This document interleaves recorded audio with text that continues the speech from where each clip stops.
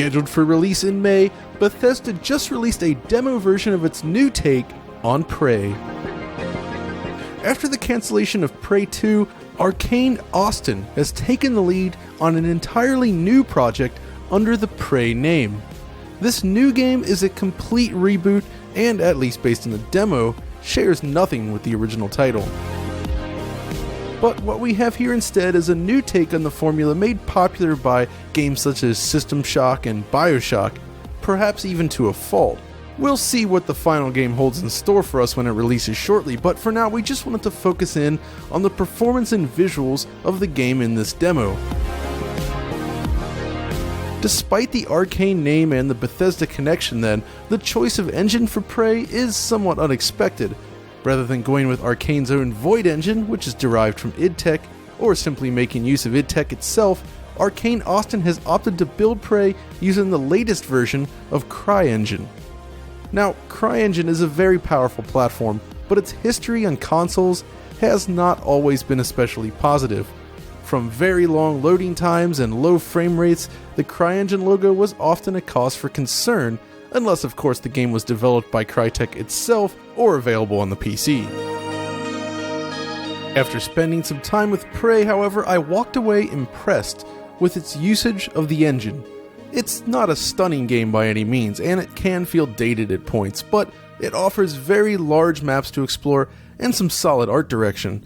It's a game that looks and feels unlike any other CryEngine game to date, while managing to avoid many of its weaknesses which we've observed in other games over the years. Even better, it looks and runs well on both consoles. We have the basic split. It's 1080p on PlayStation 4 and 900p on the Xbox One. There is an aggressive temporal anti-aliasing in use here, which does lead to some artifacts along thin edges, and in motion, there is some visible aliasing present in areas with a lot of specular. As a result then, the image quality does feel somewhat mediocre overall, even though most of the edges are relatively clean. Texture filtering isn't especially great on either machine, and this build of the game does not yet even support the PlayStation 4 Pro. Aside from these basic differences though, the two console versions appear basically identical. Unfortunately, they don't quite feel identical. You see, in this demo build, there's a known issue with the PlayStation 4 version of the game which results in very noticeable input latency. The controller input on PS4 is sluggish and the game feels very unresponsive to play as a result. In comparison, the Xbox One version doesn't suffer from this problem and feels more responsive overall. Thankfully, a staffer over on NeoGAF received word from the development team that the final PS4 release will not suffer from this problem. Specifically, and I quote, "To address input lag, the fix within the final release in the game changes the raw input curve on the PS4 controller to be more responsive at the low end, and to tweak the responsiveness to the center point on the controller, narrowing the dead zones. The net result is faster, more responsive movement." So it certainly sounds like they're aware of the problem, and hopefully everything will be great in the final version of the game. Then we have the matter of performance, and this is one area where the demo holds up very nicely. Unlike most CryEngine console games, Prey turns in a very stable level of performance here. On PlayStation 4 then, we ran a large chunk of gameplay through our frame rate analysis tools and discovered that it holds 30 frames per second nearly 100% of the time. The occasional loading hitch could pop up from time to time, sure, but honestly, it's pretty rare. It's safe to say that Prey offers some of the best performance we've seen in a CryEngine console title to date. Provided the input latency issue really is sorted out by release, the game should play quite well on PlayStation 4. And keep in mind that this was just running in standard PlayStation 4 mode, with boost mode disabled. Performance is the same on a base PS4 for those wondering. Hopefully the final game will offer enhancements for PS4 Pro owners as well.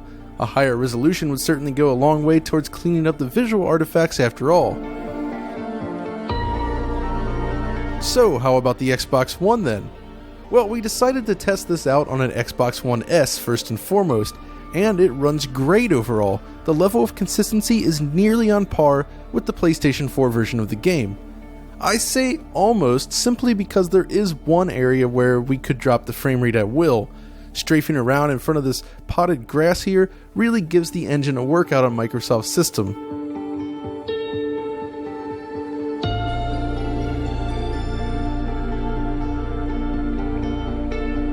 Aside from this singular instance though, it's smooth sailing over on the Xbox, and thanks to faster input response, it ultimately feels better to play.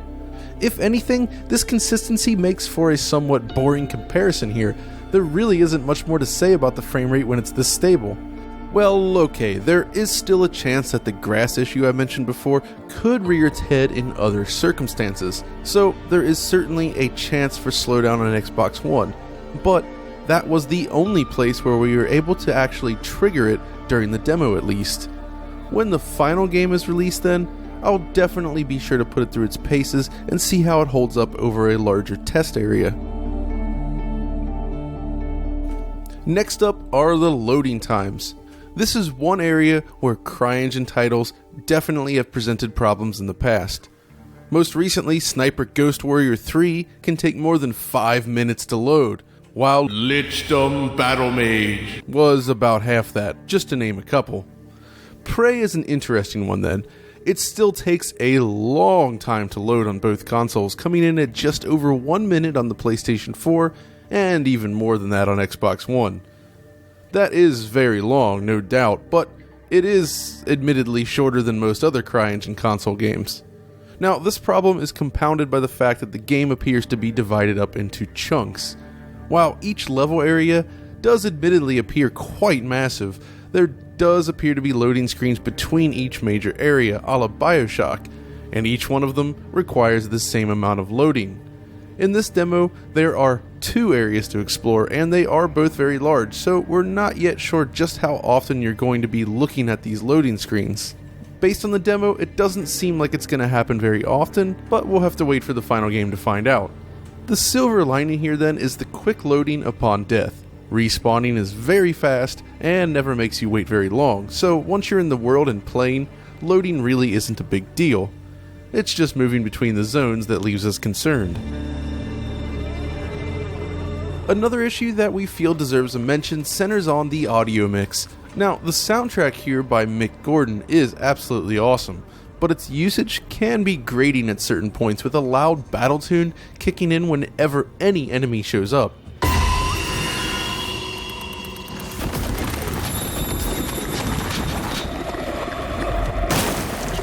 Even if it's just a single mimic that you can kill in seconds, the music will continue for quite some time. It can spoil the mood somewhat and definitely becomes annoying after a while, but thankfully, as with the control issues mentioned earlier, the team has heard the feedback and is apparently looking into addressing this design quirk for launch, or at least shortly thereafter. Based on our experience with the demo then, Prey has a few rough edges, but a lot of potential. Even in its current state, it still stands as perhaps the most polished CryEngine console game available today. There's also a great sense of discovery here with level design that perfectly captures what makes an immersive sim so much fun. There's a huge number of locked doors scattered all over the place, and with a little exploration it's possible to uncover otherwise inaccessible areas. The sense of discovery here is very rewarding. So, we're excited, but cautiously so. Thankfully we'll find out soon enough, as the game is set to release on May 5th. But that's all for now though. If you enjoyed this video, be sure to like, subscribe, and follow us on Twitter, and until next time, this is John, signing off.